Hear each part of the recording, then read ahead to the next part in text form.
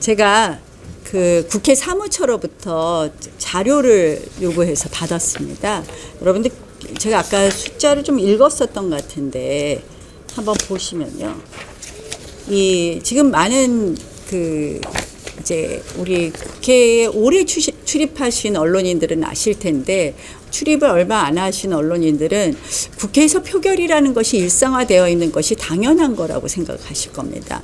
그러나 국회에는 그동안 저는 이제 2004년부터 국회에 있었는데 제가 오래간만에 돌아온 국회의 모습은 생경하기 이를 데가 없습니다.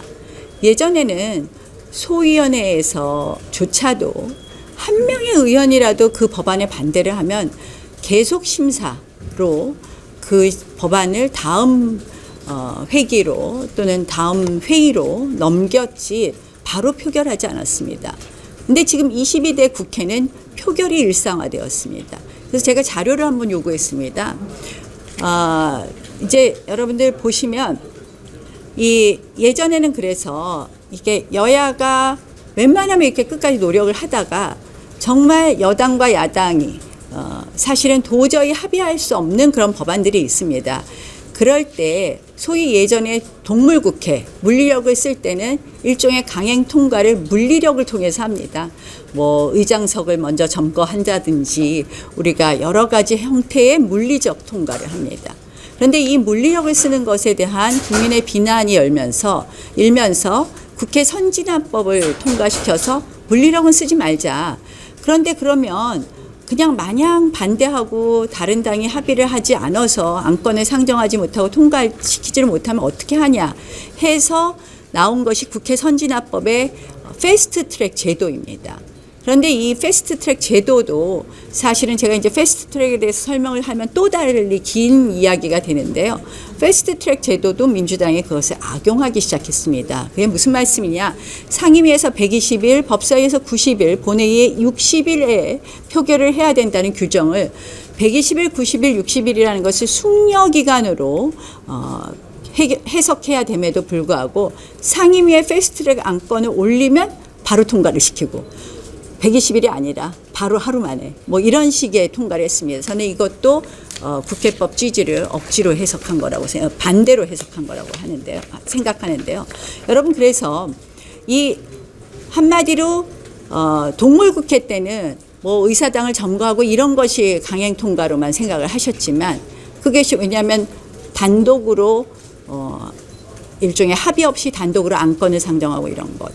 식물국회가 되면서 국회 선진화법 이후에는 단독으로 통과하는 것은 모두 강행 통과입니다. 그런데 뭐 어느 언론인도 이걸 강행 통과라는 말을 이제는 안 쓰시더라고요. 자, 표결 처리한 건수를 한번 제가 조사를 해봤습니다. 여기 제가 이제 자료를 받았는데요. 19대 때는 4년 동안 표결 처리한 것이 단 10건입니다. 20대는 7건입니다. 21대가 되면서 민주당이 이제 슬슬 본인들 마음대로 통과했습니다. 그래서 21대는 64건입니다. 4년 동안. 22대는 단 8개월 만에 113건을 강행 통과했습니다. 한마디로 표결 처리했습니다.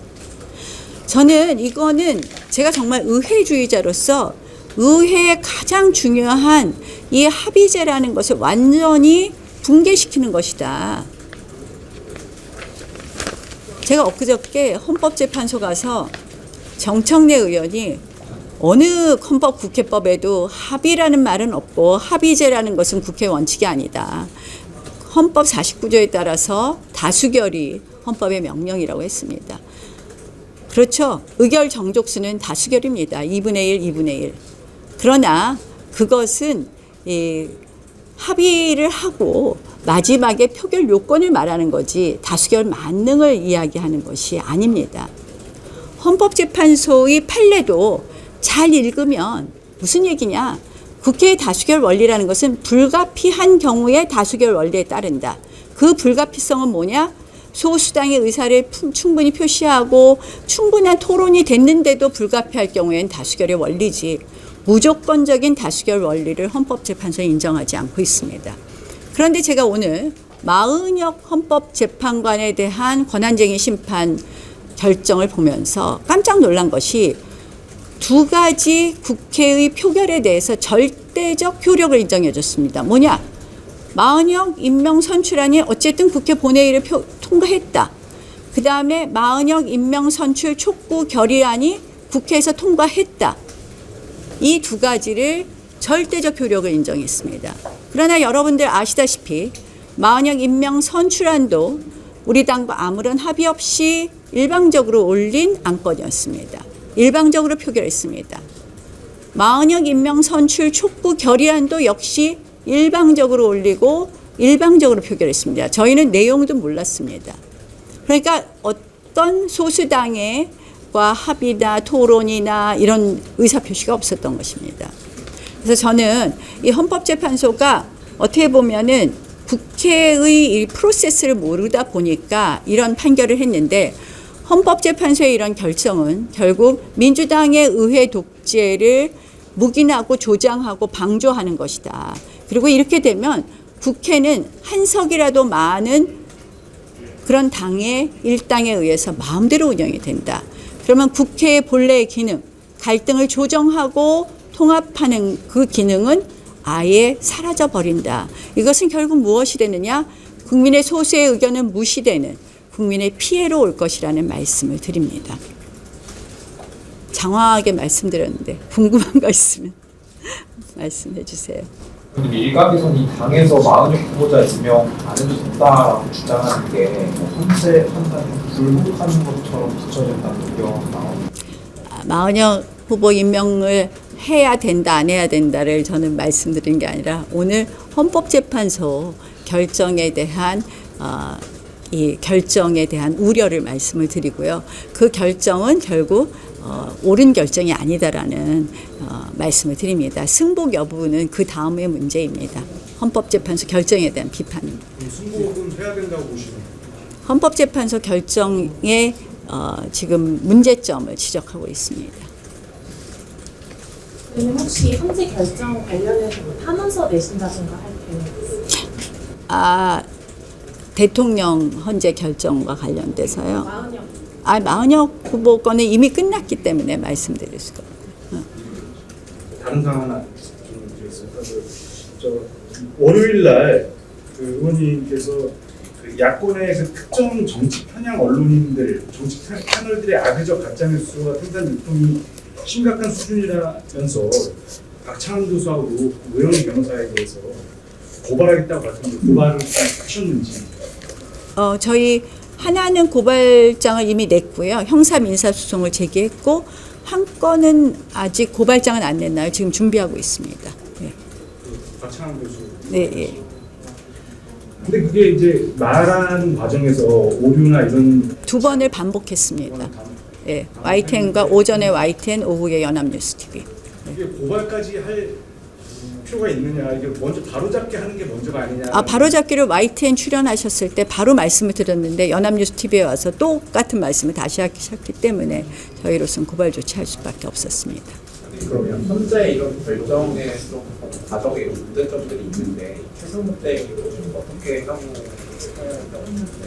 결국 이 부분에 대해서는 뭐 헌재의 그동안의 판례나 뭐 이런 것을 보면 바로 임명을 해야 된다든지 이런 기속력은 없다고 봅니다. 헌재의 결정에 있어서. 그래서 최상목 대행으로서는 이 헌재 결정의 의미라든지 효력 부분에 대해서 충분히 의견을 청취해야 될 것이고 그런 절차를 거친 후에 결정해야 될 것이라고 생각합니다.